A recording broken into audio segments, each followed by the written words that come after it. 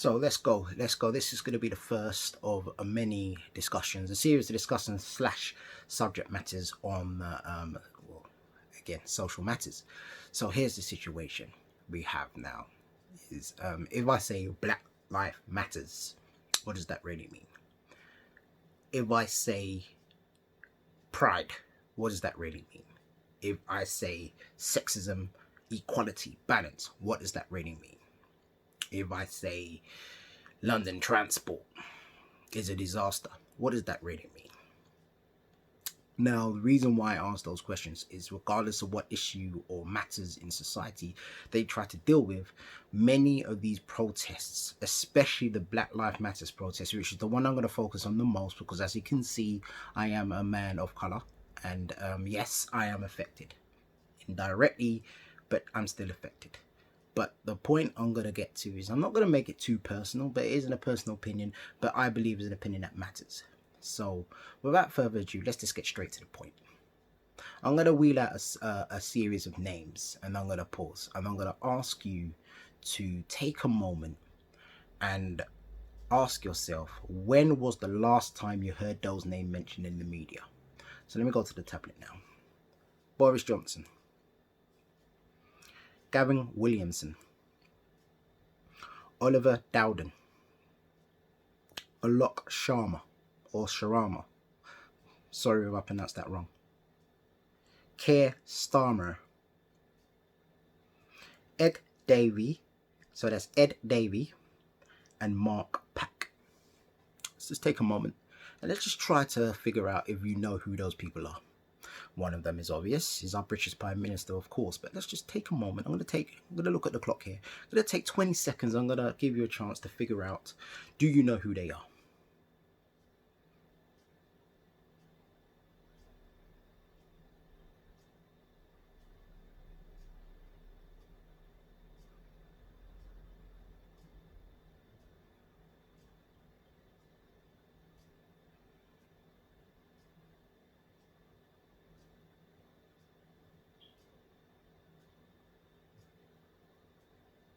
Okay, so the subject matter here is social matters. And why do those names matter? Let me go through the list again. Boris Johnson, Prime Minister of the United Kingdom. Her Majesty's Principal Secretary of State for Education, Gavin Williamson. Her Majesty's Principal Secretary of State for Digital, Culture, Media and Sport, Oliver Dowden. Department for Business, Energy and Industrial Strategy, Alok Sharma. Like I said, sorry if I pronounced that name wrong. And in that department, let me just put for the record, there's other sub departments in that main constituency, government led, by the way, and they deal with different aspects, like for universities, for colleges, etc., etc. But the top guy there right now is the person I've just mentioned. Leader of the Labour Party, UK, Keir Starmer. Ed Davey and Mark Pack are the co-leaders of the Liberal Democrats. So why, when we do the whole Black Lives Matter and we go on our knees at front of the police and do the whole, and sorry to say, drama thing, why is it that the names I just mentioned, why do they matter? Well, when we're protesting, instead of saying Black Power, Black Lives Matter, which to me is a motto and is a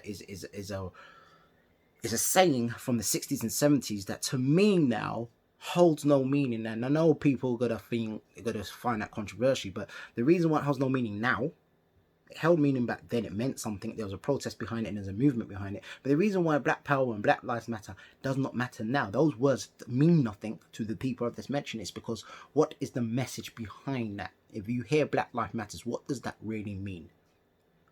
How comes when we see these protests, how comes when the rare occasion you do see a black figurehead on the television, whether it be through Sky News or BBC News or any of the news stations, why is it when we see them on social media, why is it these people are not mentioning the names I've just said? The reason why I believe that matters is because it's Racism is a systematic problem. So if you want to solve the problem, you need to go to the heads of the system. The key person being Boris Johnson. But the other people I mentioned are secretaries or their leaders or their heads in the other departments within our society that matter. And if we're going to see a change in these departments, yeah, right, then I believe we should be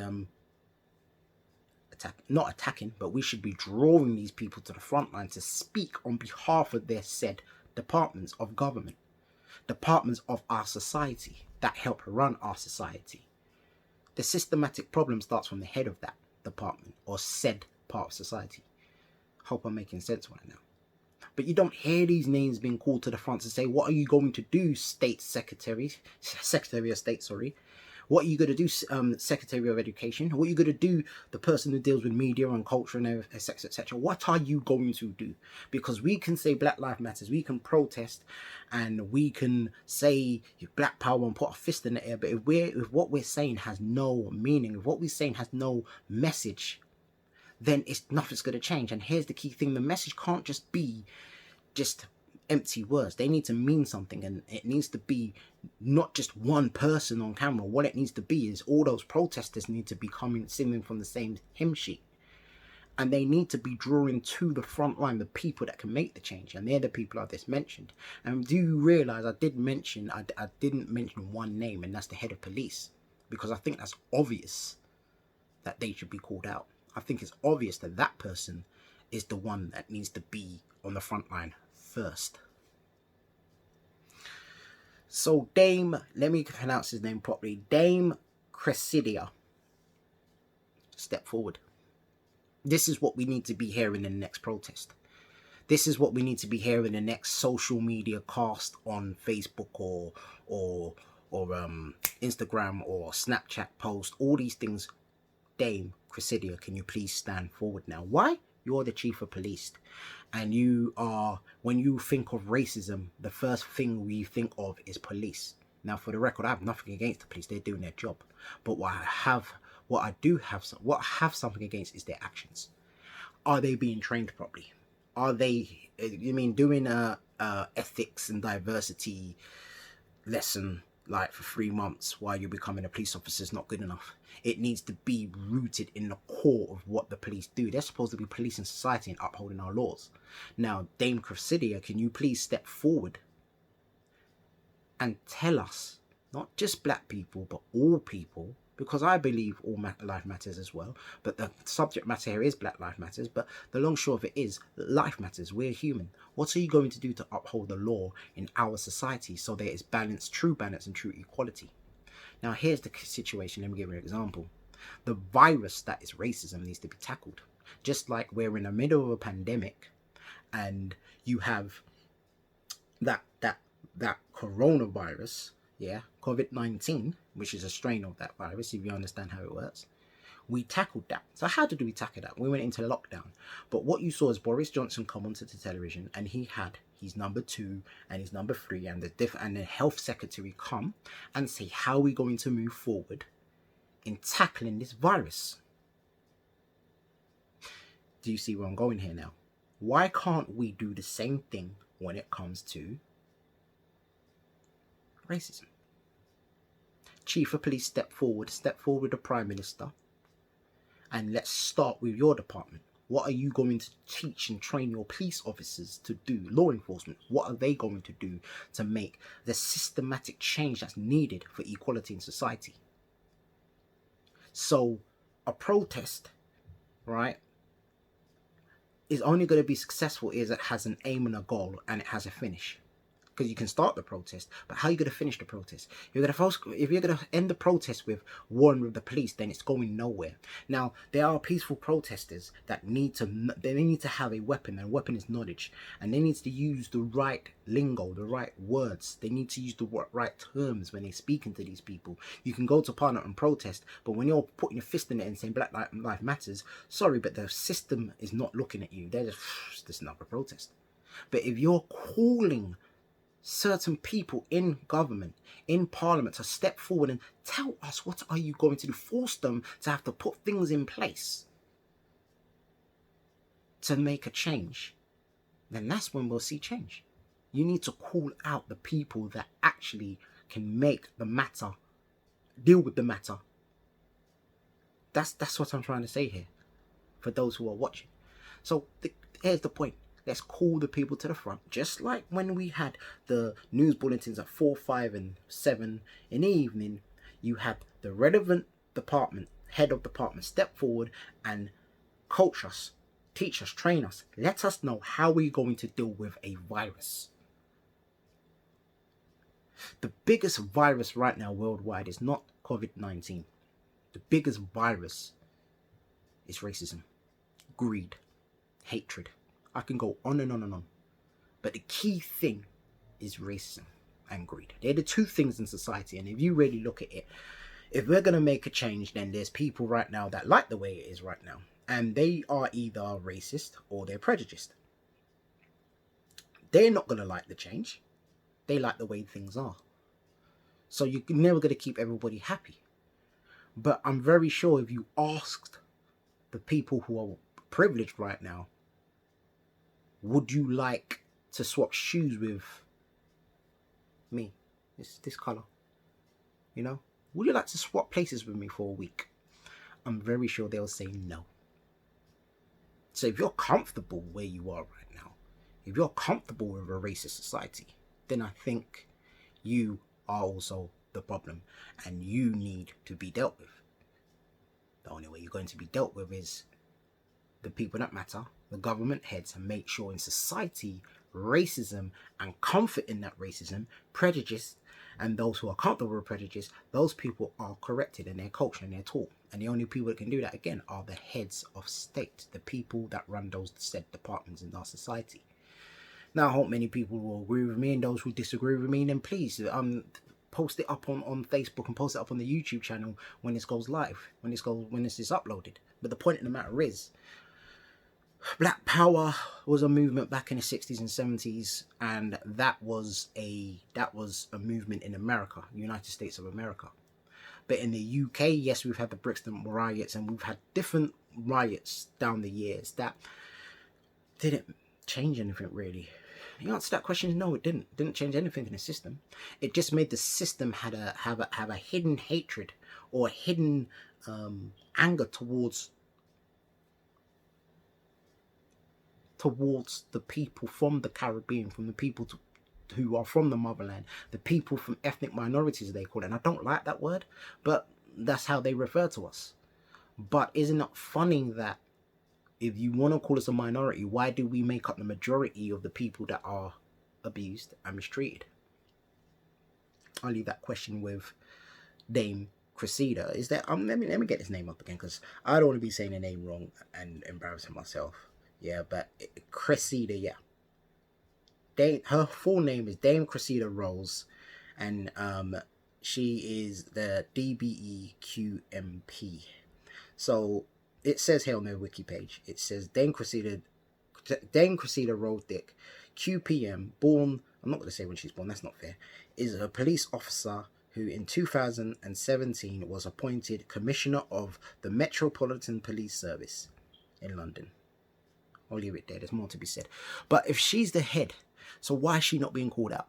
Boris Johnson. Yeah, I'm going to challenge you now. Why don't you go on a 6 p.m.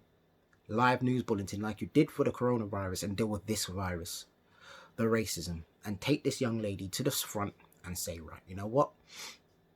What are you going to do to your institution? What are you going to teach? What changes are you going to make that they are more fair and more equal? Because not every person of colour is a threat. Not every person of colour does wrong. Because there's many people of colour who have done right for this country. I'm a product of the Windrush generation who were invited and asked to come to this country to fight a war and to rebuild a country. Now there's people that will disagree with that. There's people that have something against that. But the long short of it is in history is fact. I'm not spouting nonsense. It's facts. Again, I'm not spouting when I say the Windrush generation. This is not empty. This is filled with truth. This is filled with facts. You could go to the 50s, 60s, 70s and 80s and you can see us coming here and you can see us Many of us doing what's right. I grew up watching my grandfather and my grandmother. I watched up watching aunties and uncles in that generation doing right, working hard to build communities, to support churches. The point in the matter is, there is the other side. There's the ugly side of of people of color who commit crimes, etc., etc. Whether it be out of frustration, whether it be out of they're oppressed or feel that they are being suppressed. I'm not going to justify it, but the long short of it is no different than any other race in this country that commit crimes, because it's not just people of color that steal or rape or or kill or swear or make mistakes. Every race makes mistakes. Nobody is perfect, and it is a flawed system. Some people who commit crimes flourish over those who do right, who are law-abiding citizens who do what's right in society. So my point here is, the only way you're going to tackle the racist police officers, and they are racist police officers, the only way you're going to tackle the police officers that do their job but probably don't even know how to deal with a person of color, which is shocking, but trust me, there is. The head of state, the head of police department needs to speak to them directly, and let us as a nation stop treating us as second-class citizens and treat us with some respect. Come onto the television screen and deal with this racism, this virus called racism. Deal with it accordingly, just like the virus called COVID-19.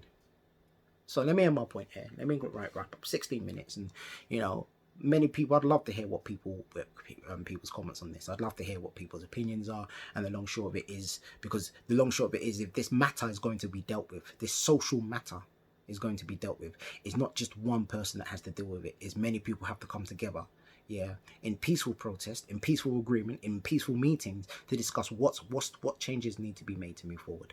And the person to deal with right now is the head of the police department. That's the person that needs to then train everybody else how we're going to move forward with guidance from the Prime Minister.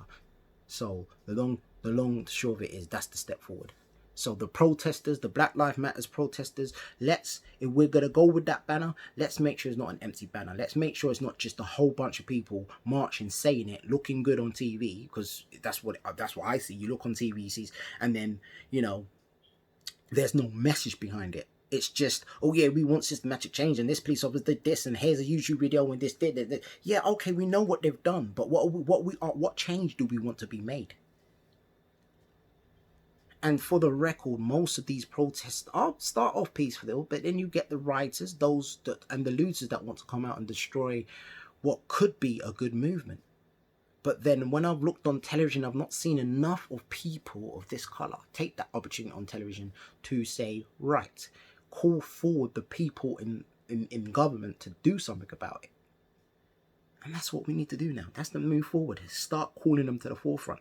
Because I'm very sure in January, when COVID-19 started to spread, I'm very sure people wanted to know, what is the government going to do? Real question should have been, what are we going to do? Are we going to listen to the government when they try to give us guidance and hear what they're going to do to try to change this, to make sure this doesn't kill so many people? Now, when they did put those measures in place, how many people actually listened? Because we still have 39,000 people who passed away in this country because of this virus. And now when we've gone to protests, ladies and gentlemen, we've probably spread it more. But that's another debate for another time, because there's so many different reasons, conspiracies. People say that the reason why the numbers are low now is because they want us back into work, and the protesters, they don't believe the virus was even ever an issue. Well, it was. But again, that's another discussion for another time. I'm going to wrap up in 1 minute, because we keep this down to 20 minutes. So think on what I've just said. And if you agree, if you disagree, we'd love to hear your opinions. We'd love to hear your comments, because the long short of it is, again, if we're going to come with Black Lives Matters, let's just think all life matters. And if this is going to change, all people involved need to have their say and need to do something meaningful to make a systematic change. So we call upon the people out of this mentioned in this video. Go to the start of the video. Those people, can you now please step on camera at 5 o'clock on the news, BBC News, Sky News, and all different news forecasters? Can you please come so we can see it on social media? What are you going to do to make a change? Thank you for listening, guys. And again, I look forward to your comments. This is going to be posted up on YouTube and on Facebook, and I'm gonna have a I'm gonna have it on voice as well. I'm gonna have it on a podcast. Have a good evening.